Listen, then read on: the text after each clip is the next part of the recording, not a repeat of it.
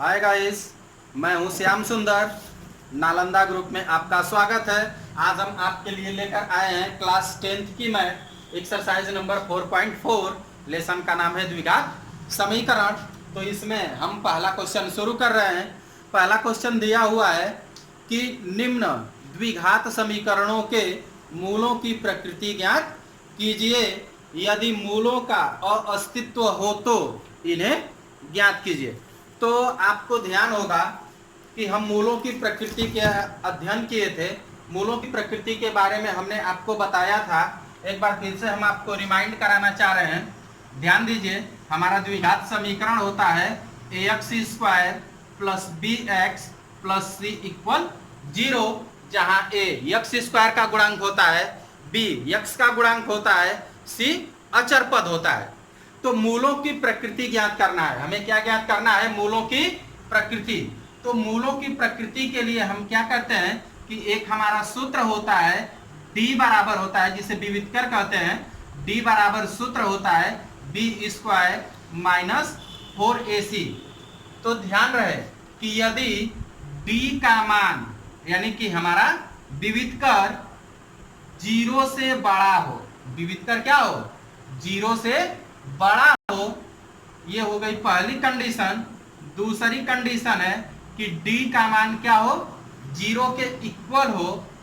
और तीसरी बात ये होती है कि d का मान 0 से क्या हो? कम हो।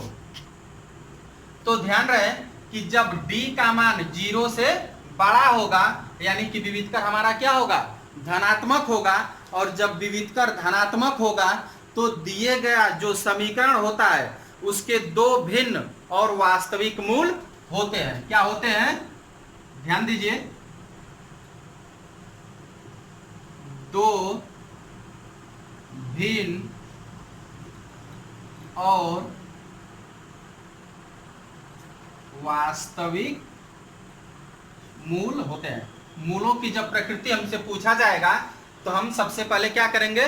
उसका विवितकर निकालेंगे और देखते हैं कि विवितकर क्या है, 0 से बड़ा है या 0 है या 0 से छोटा है। तो पहली कंडीशन हमारा ये कह रहा है कि 0 जो है वो धनात्मक है, यानी कि d का जो मान है वो 0 से अधिक है। तो जब 0 से अधिक होगा तो उसके दो भिन्न मान होंगे और वो भी क्या होंगे? मूल इसके वास्तविक होंगे। अब ध्यान दीजिए कि अगर d बराबर क्या हो? 0 हो, d बराबर 0 हो तो दिए गए समीकरण के जो मूल होंगे वह दोनों मूल क्या होंगे? बराबर होंगे। यानी कि इसके दो मूल क्या होंगे? बराबर होंगे। दो मूल बराबर होंगे और साथ ही क्या होंगे? वास्तविक भी होंगे। कैसे होंगे? बराबर भी होंगे और वास्तविक भी होंगे। अब ध्यान दीजिए यहाँ कि यदि d का मान 0 से कम हो अर्थात विवितकर क्या हो? ऋणात्मक हो, तो दिए गए समीकरण के कोई भी मूल वास्तविक नहीं होगा। यानी कि कोई मूल वास्तविक नहीं होता। तो ये चीज आपको समझ में आ गई होगी। अब हम चलते हैं कहाँ? एक्सरसाइज में। पहला क्वेश्चन है कि क्या निम्न द्विघात समीकरणों के मूलों की प्रकृति ज्ञात कीजिए। यदि मूलों का अस्तित्व हो तो इन्हें ज्ञात कीजिए। ध्यान दीजिए, पहला क्वेश्चन हमारा दिया हुआ है 2x²। पहले में पहला है 2x² माइनस का 3x प्लस का 5 इक्वल 0। तो ये हमारा है पहला क्वेश्चन। आइए ध्यान दीजिए, a बराबर क्या है? 2 हो गया, b बराबर क्या है? -3 हो गया, c बराबर 5 हो गया। अब हम क्या करेंगे? विवितकर निकालेंगे, यानी कि मूलों की प्रकृति निकालनी है। तो सबसे पहले आपको यह भी बताना है कि इसका अस्तित्व है या नहीं। तो ध्यान दीजिए कि d बराबर क्या होता है? b² माइनस का 4ac। तो देखिए b की वैल्यू क्या है? -3। तो ये हो जाएगा -3 का स्क्वायर माइनस 4 ए की वैल्यू 2 है, सी की वैल्यू क्या है 5 है। तो अब आप ध्यान दीजिए -3 का वर्ग कितना हो जाएगा 9 होगा, और ये हो गया 4 दूना के 8 और 8 बचे 40। तो अब हम क्या करेंगे 9 में से 40 को घटा देंगे, तो ये हो जाएगा -31। चूंकि आप देख रहे हैं कि ऋणात्मक है, तो ऋणात्मक होगा तो ये क्या है, यानी कि यह d की वैल्यू 0 से कम है। आप यहाँ देख रहे हैं कि d की वैल्यू क्या है 0 से कम है। 0 से कम है इसका मतलब कि इसका कोई भी मूल वास्तविक नहीं होगा, और जब मूल वास्तविक नहीं होगा तो हम इसे हल नहीं कर पाएंगे। तो इसे आप नोट करिए, फिर इसका हम दूसरा पॉइंट आपको बताते हैं। तो आइए देखिए, दूसरा इसका पॉइंट दिया हुआ है, दूसरा क्वेश्चन 3x² माइनस का 4√3x और प्लस का 4 = 0। तो आइए इसे भी हम चेक कर लेते हैं। तो देखिए a बराबर क्या दिया हुआ है 3, b बराबर क्या है माइनस का 4√3 और c बराबर दिया हुआ है 4। d का मान निकालिए, d बराबर क्या होता है b² माइनस 4ac। तो b की वैल्यू क्या है -4√3 का स्क्वायर माइनस 4a की वैल्यू 3 है, फिर होता है c और c की वैल्यू 4 है। इसे हम हल करेंगे तो माइनस का स्क्वायर प्लस हो जाएगा, √3 का स्क्वायर 3 होगा और 4 का स्क्वायर 16 होगा, और 16 का गुणा 3 में होगा, तो ये हो जाएगा 16 × 48 माइनस ये हो जाएगा 4 × 12 और ये 12 चौक को 48। आप देख रहे हैं 48 में से 48 घटाएंगे तो क्या मिला 0, यानी कि हमें d बराबर क्या मिला 0। और जो d बराबर 0 होगा तो दिए गए समीकरण के कितने मूल बराबर होंगे, दोनों मूल इसके बराबर होंगे। और जब दोनों मूल बराबर होंगे, सही हमको मूल नहीं ज्ञात करना है, हमको केवल ये बताना है कि मूलों की प्रकृति कैसी होगी। तो ध्यान दीजिए, बस हम केवल इतना ही लिखेंगे कि इसके दोनों मूल बराबर होंगे और इसके मूल क्या होंगे वास्तविक होंगे। फिर आइए देखिए, इसे नोट करिए, फिर अब हम तीसरा क्वेश्चन इसका बताते हैं। आइए देखिए क्वेश्चन नंबर 3 दिया हुआ है 2x² माइनस 6x और प्लस का 3 = 0। तो a बराबर क्या हो जाएगा 2, b बराबर है -6 और c बराबर है 3। तो आइए देखिए विविधकर निकालिए, विविधकर क्या हो जाएगा b², b की वैल्यू है -6 और -6 का स्क्वायर -4a की वैल्यू 2, c की वैल्यू 3। हल करिए, -6 का स्क्वायर क्या हो जाएगा 36 और ये हो जाएगा 4 दूना के 8 और 8 3 के 24। इसे घटा दीजिए, तो 6 में से 4 घटा देंगे 2 और 3 में से 2 घटा देंगे तो 1। आप देख रहे हैं कि ये क्या मिला हमें पॉजिटिव वैल्यू मिल रही है, यानी कि d बड़ा है किससे 0 से। तो जब d बड़ा है 0 से तो इसका मतलब ये हुआ कि ये पहला पॉइंट हमारा फॉलो कर रहा है। इसका अर्थ ये हुआ कि इसके दोनों मूल इसके दो मूल होंगे, लेकिन दोनों कैसे होंगे भिन्न भिन्न होंगे, और वो भी कैसे होंगे इनके मूल वास्तविक होंगे। तो इसे आप नोट करिए। फिर अब हम चलते हैं अगले क्वेश्चन के साथ। आइए देखिए क्वेश्चन नंबर 2 कह रहा है कि निम्न प्रत्येक द्विघात समीकरण में k का ऐसा मान ज्ञात कीजिए कि उसके 2 बराबर मूल हो। आइए देखिए k का मान ज्ञात करना है। पहला क्वेश्चन क्या दिया हुआ है 2x² plus kx, 2x² plus kx और प्लस का 3 = 0। यानी कि हमको यहाँ से क्या करना है k का मान ज्ञात करना है। और ध्यान दीजिए कि एक कंडीशन भी हमको दे रखा है, कह रहा है कि इसके दोनों मूल क्या हैं बराबर हैं, और दो मूल बराबर कब होंगे जबकि इसका विविधकर 0 होगा। तो आइए देखिए, पहले हम d का मान निकाल लेते हैं। a बराबर दिया हुआ है 2 और b बराबर दिया हुआ है k और c बराबर दिया हुआ है 3। आइए देखिए d का मान निकाल दीजिए, b² b की वैल्यू क्या है k, तो हो गया k² -4, a की वैल्यू 2, c की वैल्यू 3 और बराबर क्या ले लेंगे 0। चूंकि d बराबर क्या है 0 है, दोनों मूल बराबर हैं, इसलिए d बराबर हो गया 0। तो ये हो गया आपका k² माइनस 4 दूना के 8 और 8 3 के 24 बराबर 0। तो k² बराबर हो गया 24। तो k बराबर क्या हो जाएगा, ये हो जाएगा √24 और 24 को हम क्या लिख सकते हैं 6 × 4। तो ये हो गया k बराबर, इसको प्लस माइनस लिखेंगे हो गया k बराबर प्लस माइनस 4 का वर्गमूल हो जाएगा 2 और करड़ी में 6।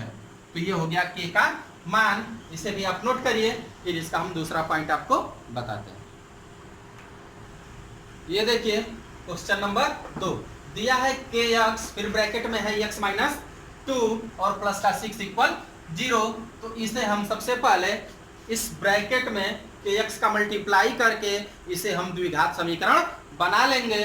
तो द्विघात समीकरण जब तक नहीं बनेगा तब तक हल नहीं होगा, क्योंकि ये जो रूल लागू होता है द्विघात समीकरण पर ही लागू होता है, इसलिए हम मल्टीप्लाई करके इसको द्विघात समीकरण बना लेंगे। आइए देखिए kx का x में मल्टीप्लाई करेंगे तो ये हो गया kx स्क्वायर, और इसका इसमें मल्टीप्लाई करेंगे तो ये हो गया 2kx और प्लस का 6 इक्वल 0। a का मान हो गया k और b का मान हो गया माइनस का 2k और c का मान हो गया प्लस का 6। तो चूंकि d बराबर क्या होगा 0 होगा, इसलिए b विधकर आप निकाल दीजिए। तो b विधकर क्या हो गया माइनस होता है b स्क्वायर, तो माइनस 2k का स्क्वायर, फिर माइनस 4a की वैल्यू हो गई k और फिर है c की वैल्यू 6 इक्वल 0। तो इसे अब हम हल करेंगे तो माइनस 2k का स्क्वायर क्या हो जाएगा 4k स्क्वायर माइनस ये हो गया 4 छके 24 के बराबर 0। तो ये हो गया 4k स्क्वायर बराबर 24 के, तो ये हो गया k स्क्वायर सॉरी k बराबर, तो ये k से एक के कट जाएगा और ये हो जाएगा 24/4 बराबर 6, यानी कि ये होगा प्लस माइनस k की वैल्यू क्या हो गई प्लस माइनस 6। तो इसे भी आप नोट करिए। फिर अब हम चलते हैं क्वेश्चन नंबर 3 पे। अब देखिए क्वेश्चन नंबर 3 कह रहा है कि क्या एक ऐसी आम की बगिया बनाना संभव है जिसकी लंबाई चौड़ाई से दोगुनी हो और उसका क्षेत्रफल 800 मीटर स्क्वायर हो। यदि है तो उसकी लंबाई और चौड़ाई ज्ञात कीजिए। ध्यान दीजिए क्वेश्चन क्या कह रहा है, क्या एक ऐसी आम की बगिया बनाना संभव है जिसकी लंबाई चौड़ाई से दोगुनी हो। तो ध्यान दीजिए, मान लेंगे कि माना बाग की चौड़ाई x मीटर है, तब लंबाई क्या होगी। देखिए कह रहा है कि उसकी जो लंबाई है वो चौड़ाई की दोगुनी है। तो लंबाई कितनी है x है, तो उसकी चौड़ाई कितनी हो जाएगी 2x, चूंकि दोगुनी है। फिर कह रहा है कि उसका क्षेत्रफल दिया है 800 वर्ग मीटर। तो चूंकि लंबाई और चौड़ाई है इसलिए बाग कैसा है आयताकार है, आयताकार है। तो आयताकार बाग का क्षेत्रफल, आयत का क्षेत्रफल क्या होता है लंबाई गुणे चौड़ाई। तो ध्यान दीजिए लंबाई कितनी है 2x है और चौड़ाई कितनी है x है, और ये हो गया क्षेत्रफल, और क्षेत्रफल हमारा दिया हुआ है कितना 800 मीटर स्क्वायर इक्वल 800।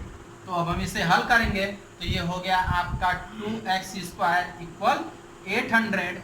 तो x स्क्वायर इक्वल हो गया 2 की क्या होगी भाग लग जाएगी, तो ये हो गया 400।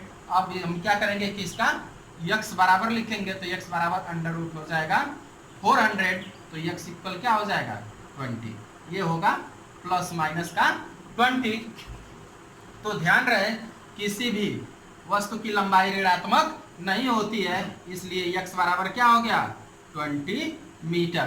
तो ध्यान रहे कि ये तो बाग की लंबाई कितनी हो गई 20 मीटर और उसकी ये चौड़ाई निकल गई। चूंकि x है तो x का मान क्या है x चौड़ाई है। अब हमको क्या निकालना है लंबाई, ये हो गई हमारी चौड़ाई और ये हो गई लंबाई, और लंबाई क्या है 2x है, तो 2 गुणे 20 बराबर 40 मीटर। तो इसे आप नोट करिए, फिर हम अगले क्वेश्चन के साथ मिलते हैं। क्या देखिए क्वेश्चन नंबर 4 कह रहा है कि क्या निम्न स्थिति संभव है, यदि है तो उसकी वर्तमान आयु ज्ञात कीजिए। कह रहा है कि दो मित्रों की आयु का योग 20 वर्ष है, 4 वर्ष पूर्व उनकी आयु का गुणनफल 48 वर्ष था। तो ध्यान दीजिए, मान लेंगे कि माना एक मित्र की आयु, एक व्यक्ति की आयु x वर्ष है, तब दूसरे की आयु क्या आएगी? देखिए कह रहा है कि दोनों की आयु का योग 20 वर्ष है, तो एक की अकेले x वर्ष हो गई, तो दूसरे की क्या हो जाएगी? 20 माइनस x वर्ष होगी। फिर देखिए क्या कह रहा है, 4 वर्ष पूर्व, यानी हमारा क्वेश्चन क्या कह रहा है? प्रश्नानुसार कह रहा है 4 वर्ष पूर्व। तो ध्यान दीजिए, पूर्व के लिए क्या करते हैं? माइनस का प्रयोग करते हैं। तो अगर आज इसकी उम्र x वर्ष है तो 4 वर्ष पूर्व कितनी रही होगी? x माइनस 4 रही होगी। फिर तो इसकी भी कितनी रही होगी? 20 माइनस x, तो वर्तमान है, 4 साल इसके भी उम्र में से घटा दिया जाए तो ये हो जाएगा 20 माइनस x माइनस 4। फिर कह रहा है कि 4 वर्ष पूर्व उनकी आयु का गुणनफल 48 वर्ष था। तो यानी कि दोनों का हम गुणा कर देंगे तो ये 48 के क्या हो जाएंगे? इक्वल हो जाएंगे। आइए इनको हम सॉल्व करते हैं। तो ध्यान दीजिए, ये हो गया आपका x माइनस 4 और ये हो गया 20 में से 4 घट जाएगा तो ये हो जाएगा 16 माइनस x इक्वल 48। तो इसका इसमें मल्टीप्लाई कर दीजिए, x का 16 में मल्टीप्लाई होगा तो 16x हो जाएगा, x का x में होगा तो x स्क्वायर हो जाएगा, 4 का 16 में होगा तो 64 हो जाएगा और 4 का x में होगा तो 4x हो जाएगा इक्वल 48। आइए देखिए, ये माइनस का बराबर को उधर लेकर चले जाइए, प्लस का x स्क्वायर हो जाएगा, ये 16x और 4x, 16 4 20x हो गया और ये 64 बराबर के उधर जाकर प्लस हो गया तो 48 और 64 दोनों जुड़ जाएंगे तो ये हो जाएगा 8 और 4 12 और 6 4 10 और 1 11। ये क्या हो गया? प्लस का, यानी कि 8 4 12 और 6 4 10 और 1 11 बराबर 0। अब देखिए, चूंकि ये द्विघात समीकरण बन गया, अब हम इसको क्या करेंगे? हल करेंगे। तो हल करिए, यानी कि 112 का फैक्टर करना है और जोड़ने पर 20 आ जाए तो क्या होगा? देखिए 112 का फैक्टर करना है और जोड़ने पर 20, तो 2 से फैक्टर करेंगे, 2 5 10 हो जाएगा, 2 6 12, 2 से करेंगे तो 28 हो जाएगा, 2 से करेंगे तो 24 आ जाएगा, 2 से करेंगे 12 आ जाएगा, 2 से करेंगे 6 आ जाएगा, 2 से करेंगे 3 और ये हो गया 3। यानी कि जोड़कर 20 लाना है तो ये हो गया 2 दुना के 4 दुना के 8 दुना के 16 और 2 दुना के 4 यानी 12, 16 12 नहीं। चलिए आइए हम द्विघाती फार्मूले का प्रयोग कर लेते हैं। a बराबर हो गया 1, b बराबर हो गया 20 और c बराबर हो गया 112। तो देखिए द्विघाती फार्मूला क्या होता है? x बराबर प्लस माइनस का b plus minus under root b square minus का 4ac अपान 2a। तो ये हो गया माइनस b और b की वैल्यू क्या है? 20 है, फिर प्लस माइनस अंडर रूट, ये हो जाएगा 20 का स्क्वायर माइनस 4, a की वैल्यू 1 और c की वैल्यू 112 अपान 2a, a की वैल्यू 1। इसे हम क्या करेंगे? हल कर देंगे। तो आइए देखिए, ये हो गया माइनस का 20 प्लस माइनस 20 का स्क्वायर 400 और माइनस, ध्यान दीजिए इसका इसमें गुणा कर दीजिए तो ये हो जाएगा 4 दूना के 8 और 11 चौक को 44 बटे 2। हल करिए, ये हो गया माइनस का 20 और प्लस माइनस ये हो गया, घटा दीजिए, यानी कि 400 में से 448 घटा देंगे तो ये माइनस का 48 हो जाएगा और अपान 2 हो गया। अब इसे हम क्या करेंगे? इसको कॉमन ले लीजिए, यानी कि ये हो गया माइनस का 20 प्लस माइनस 48 को लिख सकते हैं 12 चौक को नहीं 16 तिया 48 और 16 का वर्गमूल क्या हो जाएगा? 4 हो जाएगा। तो ये हो गया 4 करड़ी में 3 बटे 2। तो इसे हम क्या करेंगे? इतना नोट करिए, फिर अभी हम यहाँ आपको बता रहे हैं। ध्यान दीजिए, यहाँ थोड़ी सी मिस्टेक हो गई है। ये क्या है कि 16 और 4 20, उधर जाकर माइनस हो जाएगा, तो यहाँ हम इसको माइनस कर लेंगे, यानी कि तब ये क्या हो गया, प्लस हो जाएगा, और ये माइनस 20 का स्क्वायर हो जाएगा, और 20 का स्क्वायर 400। बाकी इसके मान पर कोई प्रभाव नहीं पड़ेगा।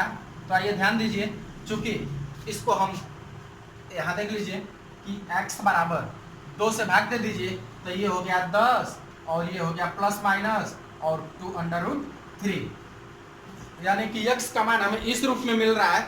तो इसका अर्थ ये हुआ कि यह स्थिति बिल्कुल भी संभव नहीं है, इसलिए कि ये दशमलव पॉइंट में आएगा, और किसी भी व्यक्ति की आयु की जब हम गणना करते हैं तो इसको हम वर्षों में करते हैं, न कि दशमलव में करते हैं। तो इसलिए क्या है, यह स्थिति संभव नहीं है।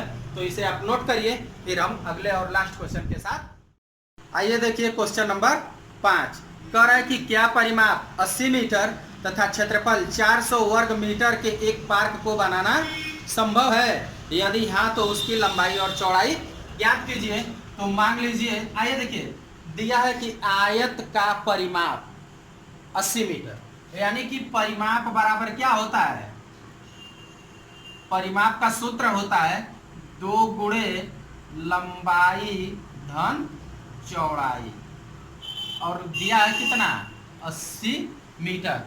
तो लंबाई धन चौड़ाई बराबर कितना हो जाएगा, 80/2 बराबर 40 मीटर। अब देखिए, मान लेंगे, कह रहा है कि ये दोनों परिमाप है, तो इसकी लंबाई और चौड़ाई पूछ रहा है। तो मान लीजिए कि माना पार्क ही है ना, हाँ, माना पार्क की लंबाई बराबर कितना, x मीटर, तब उसकी चौड़ाई कितनी होगी, चौड़ाई क्या होगी, 40 में से हम x को घटा देंगे, तो 40 माइनस x मीटर हो जाएगी। फिर कह रहा है कि तथा क्षेत्रफल 400 वर्ग मीटर के बराबर है। तो क्षेत्रफल बराबर क्या होता है, लंबाई गुणे चौड़ाई, क्षेत्रफल बराबर होता है लंबाई गुणे चौड़ाई। तो लंबाई कितनी है, x है, और चौड़ाई कितनी है, 40 माइनस x है, और यह किसके बराबर है, 400 वर्ग मीटर के बराबर है। तो बराबर ये हो जाएगा 400 मीटर। अब इसमें हम इसका क्या करेंगे, मल्टीप्लाई कर देंगे, तो ये हो जाएगी 40x, और x का x में करेंगे तो माइनस का x स्क्वायर बराबर 400। इसे हम द्विघात समीकरण बना लेंगे, इसको बराबर के उधर पक्षांतर कर देंगे, तो ये हो जाएगा x स्क्वायर, ये उधर आकर माइनस हो जाएगा, माइनस का 40x, और ये हो गया प्लस का 400 इक्वल 0। अब ध्यान दीजिए, या तो आप इसको द्विघात समीकरण के गुणनखंड विधि द्वारा हल कर दीजिए, या नहीं तो द्विघाती सूत्र की सहायता से हल कर दीजिए। अगर हम गुणनखंड विधि से करना चाहें तो 400 का फैक्टर और जोड़ने पर 40 होगा, तो 20 का स्क्वायर क्या होता है, 400 होता है, यानी कि 20 40 हो जाएगा। तो ये हो जाएगा x स्क्वायर माइनस का 20x, फिर माइनस का 20x, और प्लस का 400 इक्वल 0। तो ये ध्यान दीजिए, ये हो गया, कॉमन क्या मिलेगा, x केवल कॉमन हो जाएगा। जब x कॉमन हो जाएगा तो क्या मिल बचेगा, x माइनस 20, और यहाँ से भी क्या कॉमन मिल जाएगा, माइनस का 20 कॉमन ले लेंगे, तो ये भी हो जाएगा x माइनस 20 इक्वल 0। फिर दोनों ब्रैकेट सेम है तो कॉमन हो जाएगा, तो x माइनस 20, और बचा क्या, x माइनस 20 इक्वल 0। फिर वही बात कि यदि x माइनस 20 बराबर 0, तब x बराबर क्या हो गया, 20। क्योंकि दोनों ब्रैकेट सेम है तो दोनों का मान एक ही आएगा, इसलिए पार्क की लंबाई बराबर कितनी हो गई, 20 मीटर, और चौड़ाई बराबर भी कितनी होगी, 20 मीटर होगी। इसके साथ ही ये एक्सरसाइज समाप्त होती है, इसे आप नोट कर लीजिए। और फिर तब तक के लिए धन्यवाद। फिर हम मिलते हैं अगले लेसन में। अगला लेसन है हमारा क्या, समांतर श्रेणी, लेसन नंबर 5। तब तक के लिए धन्यवाद, गुड बाय।